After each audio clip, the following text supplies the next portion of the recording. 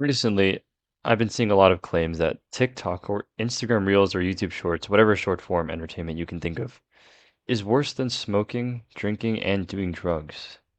Now, this seems like a bold claim, but it doesn't come from nowhere, right? Well, to address the obvious, no, it's not correct to say that TikTok has a worse effect on the brain and body as a whole than smoking and drinking and drugs. But where did this parallel between TikTok and drugs even come from? And looking into this, it goes deeper than a simple explanation like social media activates dopamine addiction pathways. So let's get into those similarities and differences. What makes the most sense would be starting from the obvious claims and going deeper from there. So, TikTok can activate dopamine reward pathways, but so what? Is that really the same as drugs? I mean, if you got a map of the neural circuitry of someone's brain on TikTok and on marijuana, wouldn't there be a huge difference? Well, there's two components to this. There's the location of the stimulation of the brain, and there's the intensity of this stimulation of the brain. And the location of the stimulation actually happens to be almost the same between TikTok and drugs. Both activities activate this mesolimbic reward pathway, which is involved in addiction and reward seeking. But don't worry, the stimulation itself is not quite the same. For drugs, you'll see a larger spike at the time of intake and then a gradual decline. And on the other hand, TikTok produces short, frequent spikes when viewing consecutive videos. And also, the long term effects of TikTok are much closer to that of gambling than to actual drug addiction. But what really got me thinking here was if we could see the brain of someone who is addicted to TikTok and the brain of someone who was not addicted and maybe never used TikTok, would we see a difference? And if we did see a difference, would that even matter? I mean, would it even be significant or is it just a trivial difference? So I did some research on the structural effects of TikTok on the brain. And the first brain structure I found to be affected was the nucleus accumbens, which is part of that mesolimbic reward pathway I mentioned earlier. It was found that individuals with a high social media addiction score have reduced nucleus accumbens volume. And interestingly, this is also seen in those struggling with drug addiction and gambling addiction. Now, like I asked before, does this really matter? Well, the consensus from what I've seen is yes, it does matter. This leads individuals to become more easily trapped into doom scrolling activities, and it reduces regulation of long term goals.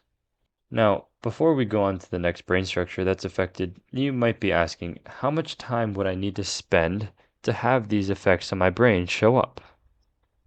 I mean, were these people on social media all day? Were they on it for a few hours a day, but for a long period of time? I mean, what happened? And to my surprise, these people were, for the most part, in the 3 to 6 hours a day range. Now, 6 hours may seem like a lot for many people, but three, not so much. And these people were compared to those who didn't really use social media that much, so around 1 to 2 hours max a day. Now, of course, this happened over the span of years and years, from adolescence to adulthood, but it's important to consider the long term effects. I'm sure many of us have been using TikTok for years and years now. Now, this is not to say if you use TikTok, your brain is going to shrink, guaranteed, or something like that, because also the research is not super robust yet, and these are just observations that we found. But it's important to know that the hours add up over time, and as with anything, it's helpful to moderate and be mindful of your usage and how it affects you. Now, moving on, I found other structures in the mesolimbic reward pathway that are affected, which makes sense now. But an interesting structure found to be affected was the amygdala, which is the structure that, to put it very simply, regulates your emotions and your fight or flight response. So the volume of amygdala was found to be reduced in these patients or these, study subjects that were addicted to TikTok. And this effect does matter. This means the brain is not as good at regulating these arousing emotions, which means we're more likely to be heavily influenced by our emotions and not by logical reasoning. And similarly, drug addicts also experienced a reduced amygdala volume. And of course, the evidence for that is far more robust than on social media, but there's a connection here.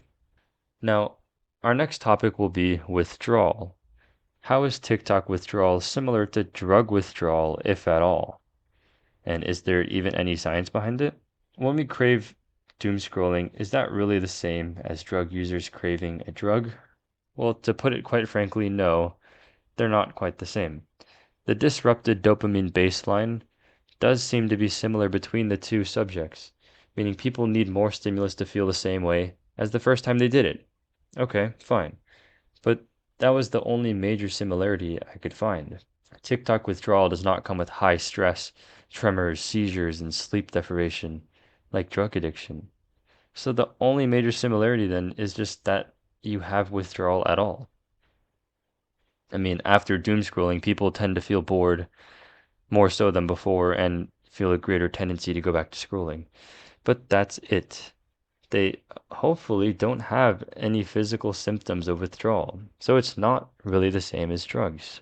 Now, an important question to ask here is that although TikTok only shares the most basic cognitive feelings of addiction with other addictions, does that mean that people who watch TikTok are more susceptible to other addictions in the future?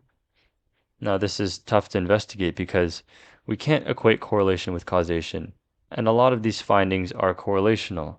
But what we do know is that increased social media use is correlated with increased incidence of other substance abuses in some populations.